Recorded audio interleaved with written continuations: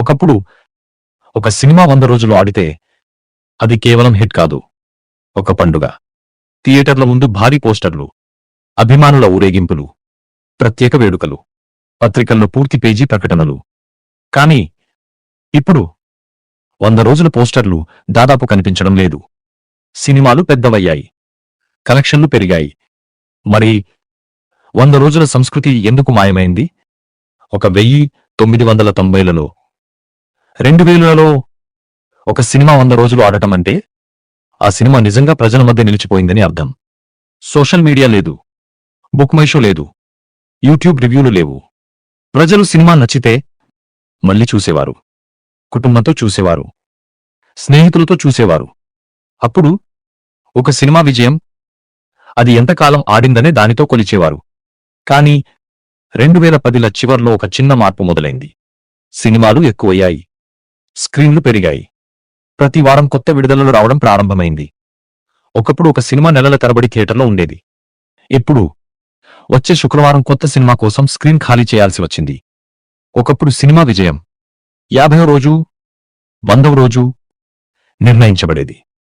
ఇప్పుడు శుక్రవారం, శనివారం, ఆదివారం ఈ 3 రోజుల్లోనే చాలా భాగం కథ ముగిసిపోతుంది.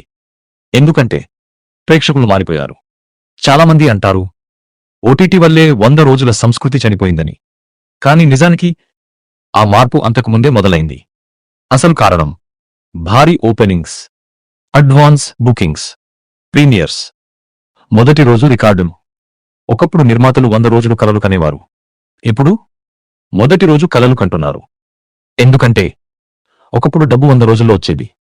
ఇప్పుడు అదే డబ్బు 3 రోజుల్లో వస్తోంది. 100 రోజుల కోసం ఎదురు చూడాల్సిన అవసరం లేకుండా పోయింది. ఆ తర్వాత మరో మార్పు వచ్చింది, ఓటీటీ. ప్రేక్షకుడు అనుకున్నాడు కొన్ని వారాలు ఆగితే ఇంట్లోనే చూడొచ్చు. అప్పుడు థియేటర్లకు మరో సవాలు మొదలైంది. ఓటీటీ విలువ పెరిగింది. నిర్మాత 100 రోజులు అదించటం కంటే 4 వారాల డీల్తో సగం బడ్జెట్ నాన్ థియేట్రికల్ గానే ముగిస్తున్నారు. ఉదాహరణకు కల్కి సినిమా బడ్జెట్ 600 కోట్లు, కానీ నెట్ఫ్లిక్స్ డీల్ 375 కోట్లు.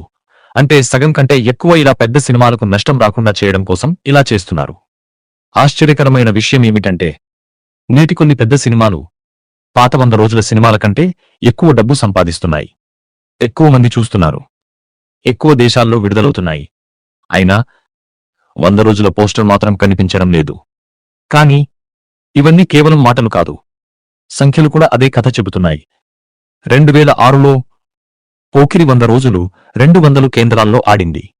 ఆ సమయంలో అది ఒక అద్భుతం. 3 సంవత్సరాల తర్వాత మగధీర వచ్చింది. ఆ సంఖ్య ఇంకా పెరిగింది. 223కి పైగా కేంద్రాల్లో 100 రోజులు ఆడింది.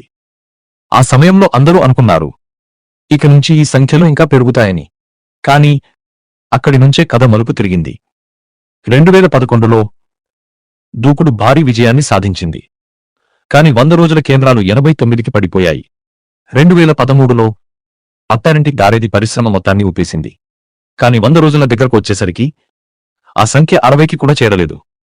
2015లో బాహుబలి తెలుగు సినిమా చరిత్రను మార్చేసింది. భారత్ మొత్తం తెలుగు సినిమా వైపు చూసింది. కానీ 100 రోజుల కేంద్రాలు మాత్రం 40కి లోపే ఆగిపోయాయి. 2018లో రంగస్థలం మరో సంచలనం.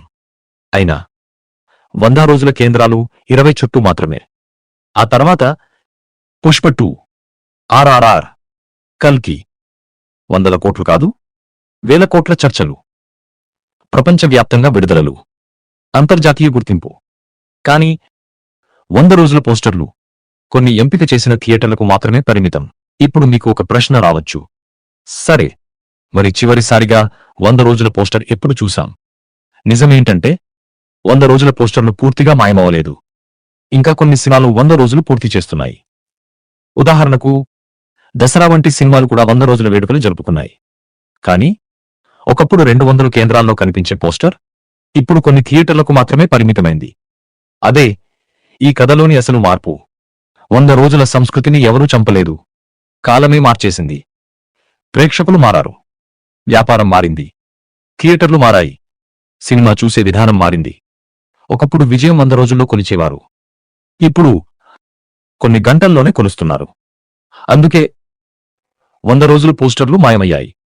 కానీ 100 డేస్ అని రాసిన ఆ పోస్టర్ను చూసిన తరానికి అది కేవలం ఒక సంఖ్య కాదు, ఒక యుగం.